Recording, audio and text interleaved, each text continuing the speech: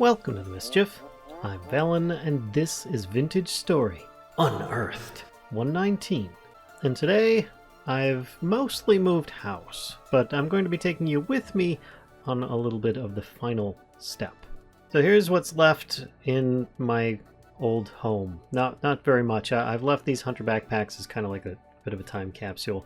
I'm not really too bothered with it. I don't have much with me, but I did install a new mod, and those that are curious about it, I did misspeak when I said that it would be aesthetic. I mean, there is, you could, yeah, I'll just tell you, it's Carryong.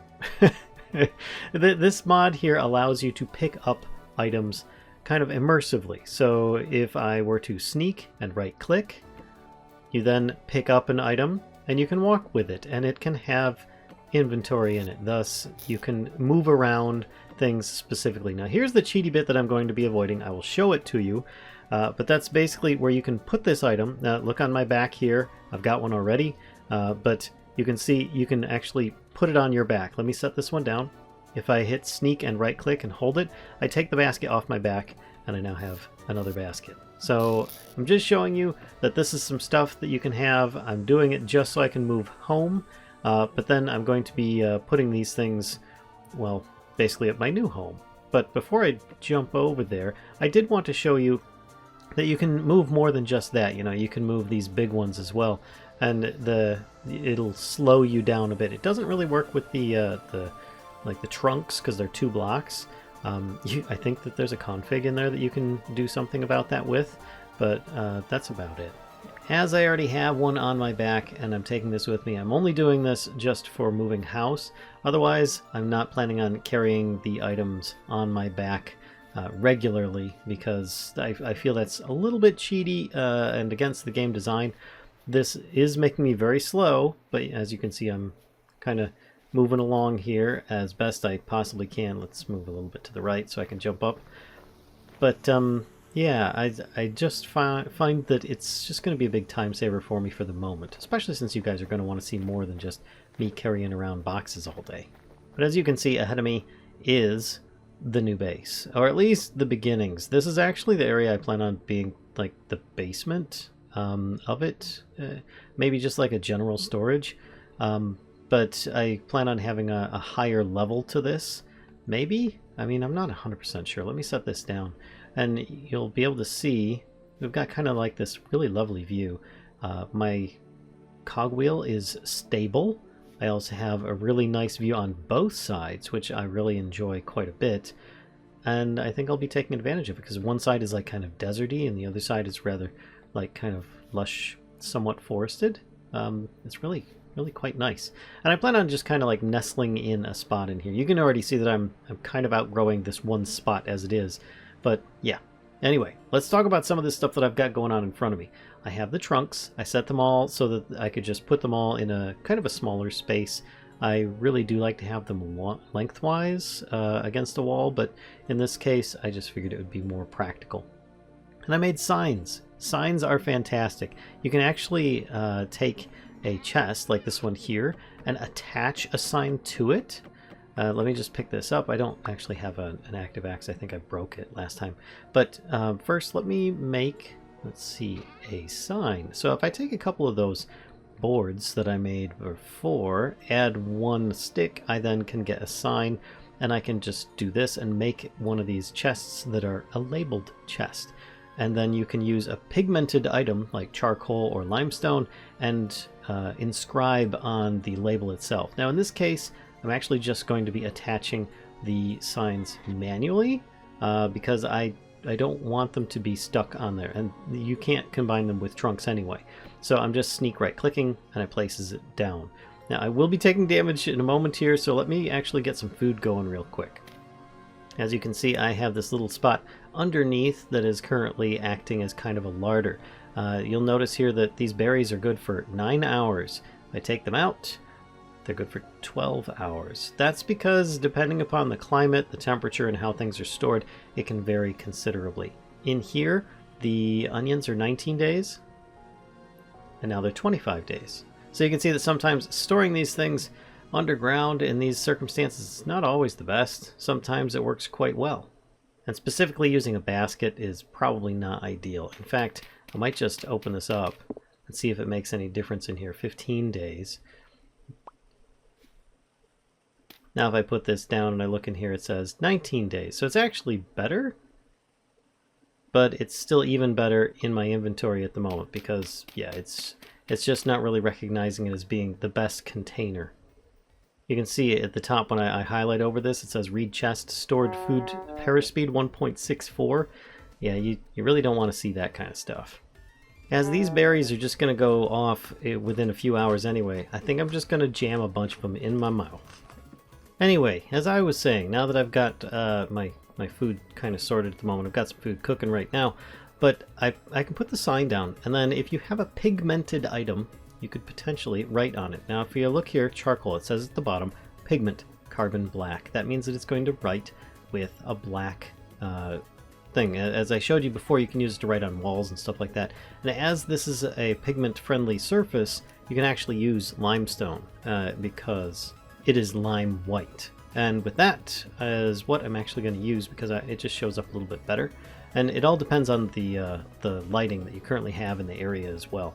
But if you sneak right-click with your pigmented writing implement, you might place it on the ground. And yeah, that's something that sometimes happens if it's actually a stone, so just be aware. But otherwise, your sign text will show up here. And you can start putting things on here, like stones, and dirt. And then I can change the font size on here, save it. There we go. And sometimes it will use up the pigmented item, other times it won't. So you have a chance of using something on there. So just keep that in mind and be sure to make sure to pick up any kind of pigmented items that you might have otherwise had before. Here we go, rye porridge with mashed carrot. And I've got myself some meals. I've got my stuff sorted, and I have this leftover reed chest. Now, there are multiple things you could do with it. One being, you could burn it. Probably don't want to do that. I usually will take a knife to it and get a portion of the cattails back that was originally used to make it. But in this case, I'm just going to put it there. If I ever need the cattails desperately, I can always cut them up. But I do find myself sometimes just saying, you know, I just need like a small storage item, and that often does the job quite nicely. So I don't really want to just destroy them and lose all the cattails that were used to make it, because I might end up needing to make one later. So I might just do that. On top of that, I just don't feel right putting any kind of fire on top of a wood surface. That might still work okay, but I feel that that's just something dangerous. So I just left this one little stone here sticking out of the wall that I could use with it being protected from the sun. Yes, I'll be sleeping under the stars for a little bit, but that's just until I get the house built, which will be very slowly over the next several episodes most likely.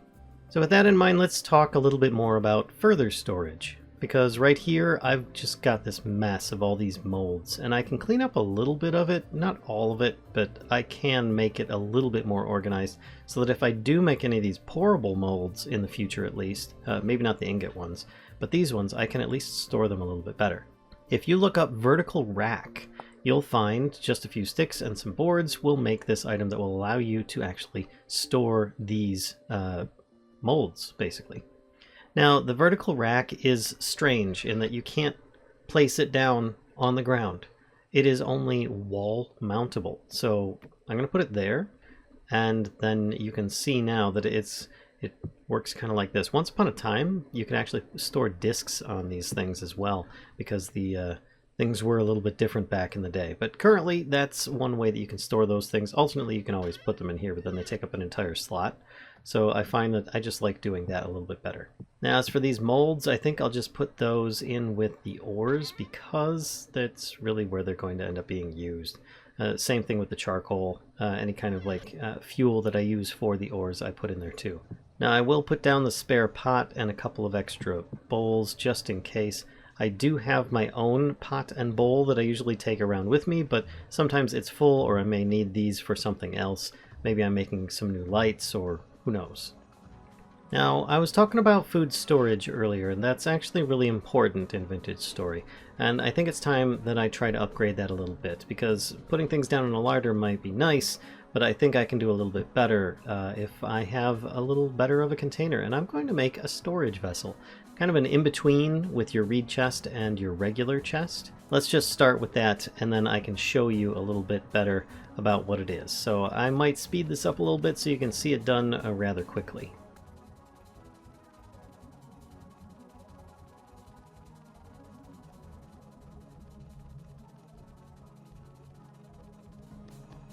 And there we go. Now yes, it did use a lot of the clay that I had, which isn't very much that I have left now.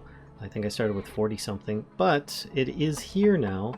Then I can pick it up and we can go smelt this. And with this being cooked, which actually, while I think of it, I will need the ingredients in order to cook it, which is going to be 4 peat for the top layer. I've got a bunch of sticks already. I will need some dry grass as well. But with that, this will be a better food storage and will probably last me for quite a long time before I need a second one. Either way, I think it'll be alright. There's those, then some sticks, and then I just need some peat. Hopefully this will be enough. Oh, it's not. I'm gonna need more peat than that. And I'm being attacked by drifters who are pouring out of a rift. Oh, lovely. I think it's time that I do a quick sleep. And as you can see, rifts are forming in multiple places around here. Let's see what it is. Current rift activity is high. This is often not a good time to go underground too much because they will spawn quite regularly in dark areas. And in fact, they will spawn in any areas that aren't well enough lit. So if you've got some dark spots that aren't lit up, you just need to make sure that you've got that taken care of. Or just avoid those areas altogether. But either way, this should finish that off. I still have a torch that I can light here, and then this should be ready in a matter of maybe a day or two. Ow! So while I can completely work on the house, I feel that that's going to work itself out in the end. I can just do a little bit at a time as I get more materials and come across better tools and so on. In fact, it'll be a lot easier to make once I'm able to get better tools and so on.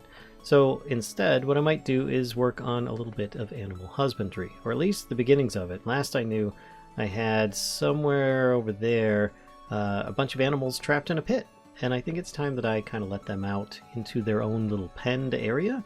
Now, I have a couple options. I could take some stones and make things like stone walls, or fencing as it is, but that's like 6 stones per, and that means a lot of mining stuff, and that means I'll have to make another pick and so on. Or I can just go with more of the wood, and in this case I think what I might do is just make myself some fencing with that. Because with a board I can then start making fences and gates, which if I look at this, it's actually just a mixture of boards and sticks. Gets me 8 at a time, so that's a lot more for the resources that I currently have, and I think that's definitely the route that I'm going to be taking. So with that in mind, I think I might take this, grab my saw, and then cut a bunch more of these up. While I'm at it, let's check that raw longbow stave, and it is 52% dried, taking that off of the rack. So still got a bit to go. It's probably going to be another day or two at the very least. So personally, I like to have 2 gates, and then sometimes one at the front, one at the back. Other times I just like to have it be 2 wide so that I can actually get larger creatures in there. But I think in this case it's probably just going to be front and back. So let's take all these boards and divide them up and see how much I can get here. We'll start with, yeah, a good stack. 64 should do. Then I can just put the rest of this extra stuff back. So I was looking at this area, and I know that it's kind of unstable in some of this, but even out here where I've got the animals currently, it's not that bad, and I've not been seeing much for any like predators spawning up in the above areas, so I might just put this in this area close to the water. I don't see why not. So what I'm gonna do is kind of make an area that they can come out, kind of level this off a bit as well. I might have to take out some of the dirt so that they can't get out quite as easily, but basically a bunch of leveling and clearing of the area so that I can get a nice flat spot for the animals to run around and, more specifically, eat. Because if you can feed them, then you can breed them. But then again, sometimes problems arise. Man, why does this have to be exactly where I'm at? Okay, so I've got the perimeter fenced, but that doesn't mean that mobs or other creatures can't get in, because they could easily just come down here and hop over the fence. Question is, do I have anything I really need to worry about getting eaten? At the moment, I've got, looks like a ram and a bunch of pigs. Neither of those are actually things that are often predated in this area, so I'm not really too concerned about it. But in the future, I could always just dig this stuff out, and keeping a 1-block gap isn't really going to do too much. It'll need to be more than that, more like 2 or 3. And often, if you do have something like chickens, per se, that will get eaten quite easily, or rabbits, if you are trying to breed those, then you'll probably want to have a lot larger of a gap and also double height your fence, because a lot of the creatures might be able to get out. In this case, I'm just putting down a couple of gates at either end so that I personally can get out. So that taken care of, I'd like to have these critters come on out of their pit. So I just need to make space for them to be able to do so. In this case, let's maybe make a bit of a stairway if possible. Alright, it looks like they can already get most of the way up. Ow! Stop that. They can already get most of the way up. In fact, I just want to get to the other side here so I can let the others out. And I just need to allow them a bit of an access to escape this pit themselves. There we go. That probably will do it. Here, let's do this one as well. And I just need to have time, is the other thing. And in order for these creatures to thrive, we need to get them food. Now this butty boy here, because he's going to butt me if I get too close to him, is going to be a little bit of a problem because he doesn't have a lady friend in order to breed with. So hopefully we'll be able to entice some in from the area. Usually the male is what attracts the others in, so let's hope so. Alright, and with them all out, I am just going to seal over this pit so that they don't have an issue in the future. Alright, so there's a slight problem. This. And this is quite often a good reason to have... Daggone it, you. The too tall fencing, so that those guys don't throw stones at these creatures and then get them to aggro on you. That's something that can happen as well. And I have actually lost many creatures or animals because of that specific thing. Now in this case, I think I might put a bunch of these walls up so that I don't need to worry about it. I don't have enough for this entire area, but I should be able to get at least somewhat closer than I was before. Alright, so it doesn't look like much, but it's a start. So let's get some troughs, and then we can feed our new animal friends and start hoping that at least the pigs can start mass producing. For that, we'll need 2 specific things. We'll start with some boards here, and we're going to make a trough, a large trough specifically. And I think what I'd like to do is make 2 of those, just so that I have the extra amount in there. Because if they eat through one batch, then you're going to have to refill that. So if you have 2 troughs in there, then you can fill up even more. It might even be better if you have more than that. In fact, I've got a bunch of pigs down here. Let's do 3 troughs. Now, there are small troughs as well. You could do this one here, which would be great for like chickens and rabbits and stuff like that. But as I don't have any of those, I'm not going to do those ones just yet. I did mention that I would need 2 things. One is the trough. The other is the food. Oh, I don't have very much to work with. Grain is usually the easiest way to go. I've been using a lot of these, and it looks like this stuff is going to be going off rather quickly. Most of these blueberries are probably going to turn into rot, which can be useful in and of itself, but what I'm going to do instead is take 32 spelt grain and use what I can to try and feed some of these animals. Now, I already have an excess of pigs, so I might end up just turning one of them into food already. So let's see what we have here. We've got a sow with low creature weight. Got one with decent creature weight, and then I think this is the boar. Yep. So what I'm going to do is take one with decent creature weight, and I'm going to try and take that one out. Let's see if I can actually Spook it this way. Oh boy. I'm angering many of them. Oh, shoot.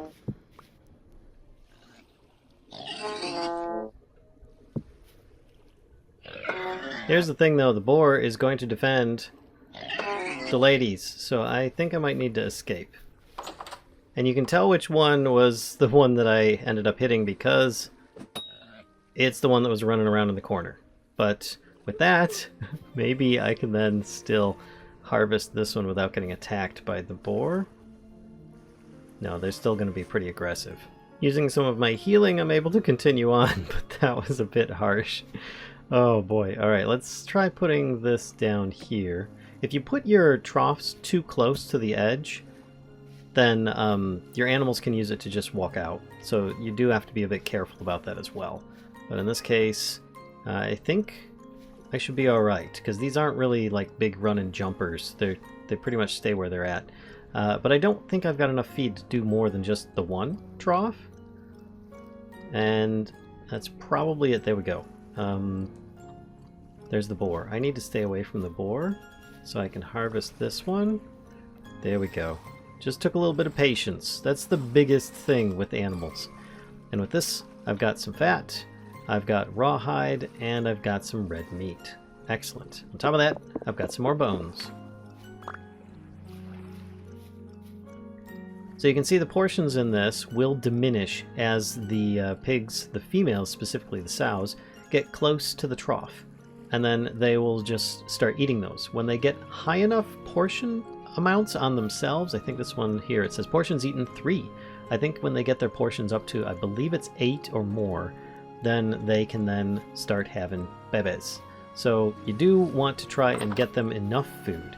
And with there being too many sows, they'll all start eating it. They might get a little bit each, and then you run out of food, and then they don't have enough. And this might be the case with what just happened here, but we'll find out here. Yeah, the portions are dropping quickly, so let me put what I have left in there. Put a little bit in there. Okay, I'm backing off. Backing off. I'm glad that they forget quickly here. But this is the idea, is that usually they'll have piglet groups, and you'll have some kind of pig explosion, what I like to call a pig explosion, as soon as they end up having their young. But this rawhide is good for 5 days, so I do have a few days in order to do what I need to do, and that is make barrels so that I can make leather. So I've got a bunch of drops, and I think some of this flax twine is going to come in quite handy for what I have in mind. And that is going to be to make a bucket to start with. So let's start trying that out. I believe, there we go, it's just that recipe there. That gets me a bucket. That allows me to transfer water, and I can now move a water source up here or around my farm as I want. I no longer have to have it way out there, just kind of like with a big pit around it. I could bring it much closer to base, more or less. Now taking some of these like so, I end up making a barrel. When I start getting into leather, you're going to want a whole bunch of barrels. Usually I like to get a lot of them. In this case, my resources are running a little bit light, so I think I'll just make 3 to start and then go from there. Because I don't want to use up all the sticks that I have. I'd like to have a few left over at least. As for that meat, I'm going to make hearty meat stew with boiled carrots. 3 servings, and that should get me quite a bit. These already have quite a bit of saturation once cooked, so this will be quite a nice meal. And it'll add to my protein levels, which are not exactly as high as I would like them to be. Alright, so I grabbed some water from down by the shore, but you do have to be careful because some of these places may end up being salt water and not regular water. In order to get the water, you just right-click with the bucket, and in order to place it, you control right-click with the bucket. Then you can just click again and get a whole bunch more. With that, you can then transfer a whole bunch of water into these barrels till they're full. Then you can always just, place it like you normally would. And I've got 3 barrels of water. What good is this? One, I'm going to start turning one of them into tannin, and then the other ones eventually into tannin as well. I just don't have enough of the right type of wood.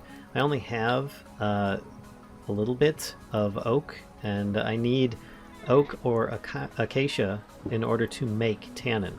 So if I put 5 oak log, it's 1 oak log per 10 liters of water in here, it will then turn it into tannin. Now in this case, it's 5 for the 50 that's in there, and after 1 day, it will then turn into tannin, and I can start, converting my leather. But first, I must seal it. And there we go. Now, because I have this mod in here that allows me to pick things up, thankfully, if I want to, I can pick these barrels up and move them. But normally in the vanilla game, that is not an option. You'd have to empty it out, or if you chopped it, you might lose the contents, might fall down on the ground or something like that.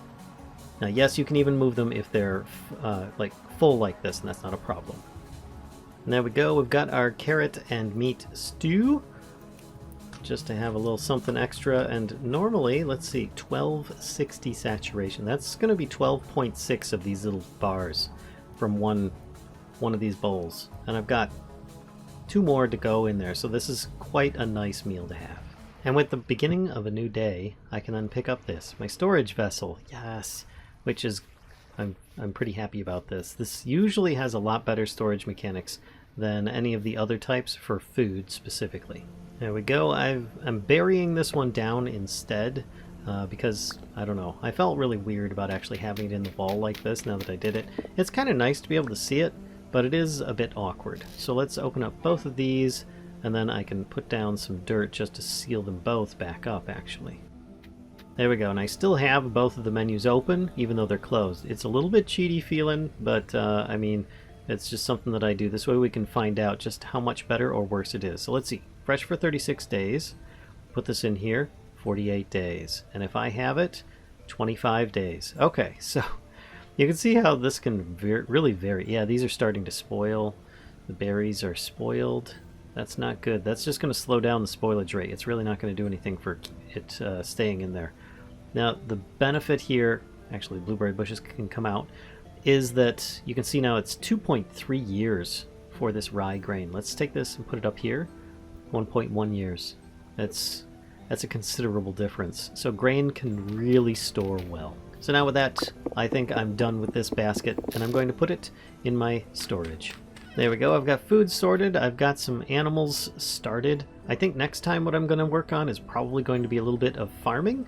I've got all these blueberry bushes. I also have the option of moving my old farm. Where is that? There it is. You can see that some of the stuff is actually starting to grow. This is very encouraging for me because I'm considering already moving a bunch of it. But maybe I can just set up a new area and see how far along these are progressing for future me. Anyway, I think that about does it for today's episode. If you did enjoy this, please be sure to give a like, comment, subscribe. Don't be afraid to stop by on Twitch, where we stream regularly, or on our secondary YouTube channel, Mischief of Mice 2, where we store those live videos. Till next time, folks, I'll see ya.